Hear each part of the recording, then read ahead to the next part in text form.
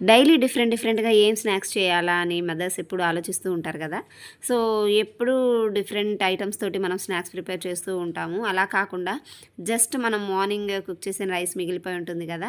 So, ఆ rice తోటే సింపుల్‌గా ఈ టిక్కీస్ అయితే ట్రై చేయండి. చాలా సూపర్‌గా ఉంటాయి. రైస్‌ని మనము మిక్సీలో వేసుకొని ఒక పచ్చిమిర్చి లేదా 2 పచ్చిమిర్చీస్ కొంచెం అల్లం ముక్క వేసుకొని మెత్తగా గ్రైండ్ చేసుకోవాలి.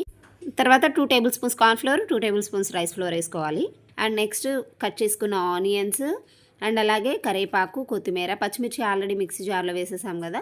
సో, కొత్తిమీర, కరివేపాకు అండ్ కొంచెం సాల్ట్, జీలకర్ర అండ్ అలాగే దీనిలోకి లైట్‌గా పసుపు, కారం యాడ్ చేసుకోవాలి. లాస్ట్‌లో కొంచెం నిమ్మరసం వేసుకోవాలనమాట. అలాగే కొరియాండర్ పౌడర్ అండ్ అలాగే గరం మసాలా కూడా వేసుకొని ఒక హాఫ్ నిమ్మ చెక్క అయితే పిండేసుకొని దాన్ని మొత్తం బాగా వాటర్ వేసేసి మిక్స్ చేసుకోవాలన్నమాట. మరీ పలచగా మిక్స్ చేసుకోకూడదు. సో, వీడియోలో చూపిస్తున్న విధంగా ఆ రకంగా మిక్స్ చేసేసుకొని మనం ప్యాన్ పెట్టి కొంచెం ఆయిల్ వేసుకొని గ్రీస్ చేసుకోవాలి ప్యాన్ అంతా.